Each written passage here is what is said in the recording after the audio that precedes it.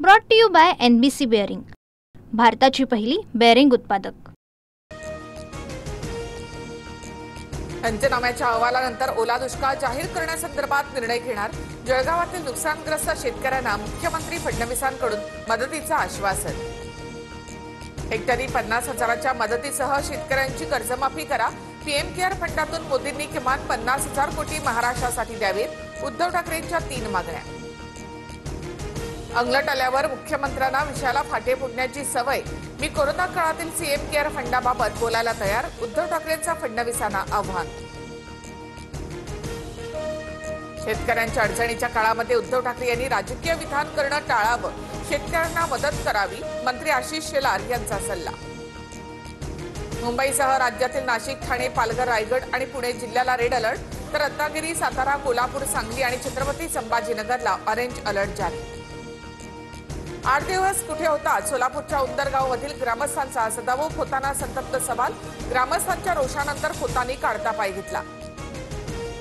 सदाभाऊ खोतांना आता तर हाकलून लावलंय, यापुढे जनता त्यांना तुडवल्याशिवाय राहणार नाही।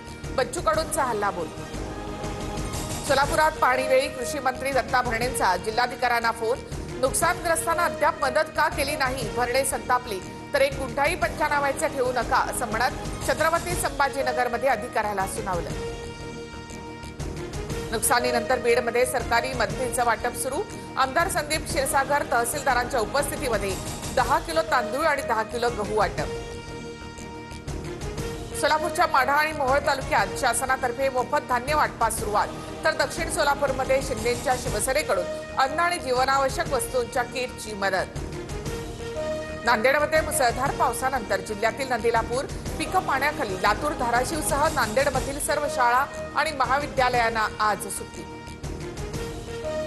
धाराशिवच्या परंडामधील खैरी नदीला पूर, पाथरुड परिसरातही जोरदार पाऊस, रस्ता वाहतुकीसाठी बंद।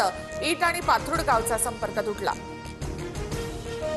हिंगोलीच्या पांगरा शिंदे गावात जोरदार पावसानंतर नदी नाले तुडुंब, दोरीच्या सहाय्याने पुराच्या पाण्यातून नागरिकांचा धोकादायक प्रवास।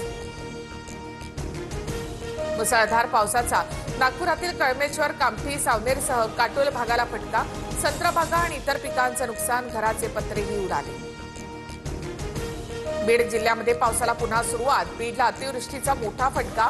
बीड जिल्ह्याला येलो अलर्ट, शेतकऱ्यांची चिंता वाढली। लातूरमध्ये मुसळधार पावसानं तिरणा नदीला पूर, निलंगा ते कासार मार्गावरचा पूल पाण्याखाली आल्यामुळे वाहतूक ठप्प, अनेक गावांचा संपर्क तुटला। धाराशिवमधील तुळजापूर मंदिर संस्थानाकडून मुख्यमंत्री सहाय्यता निधीसाठी 1 कोटींची मदत। पूरग्रस्त भागातील महिलांना जिल्हाधिकारी कार्यालयाच्या मार्फत साड्यांचंही वाटप करणार। 2029 पर्यंत मी राज्यातच काम करावं अशी पक्षाची इच्छा। पुढील काही वर्षांसाठी विकासाच्या योजना केंद्राला दिल्या। पत्रकारांसोबतच्या गप्पांवेळी मुख्यमंत्री फडणवीसांचं वक्तव्य। सैन्यासाठी सोलार टेंट उभारणाऱ्या वांगचूक यांना अटक आणि दहशतवादी घुसवणाऱ्यांसोबत मात्र मॅच। सरकारचं हे देशभक्तीचं ढोक, उद्धव ठाकरेंचा हल्लाबोल। तर भारत पाकिस्तान सामन्यावर बहिष्कार टाका, उद्धव ठाकरे यांचं आवाहन। बीएमसी महायुती एकत्र लढणार। ठाण्यामध्ये शिवसेना स्वतंत्र लढू शकते, तर पुणे, पिंपरी चिंचवडमध्ये शिंदेसोबत तर दादा स्वतंत्र लढणार। पत्रकारांसोबत गप्पांवेळी मुख्यमंत्री फडणवीसांचं वक्तव्य।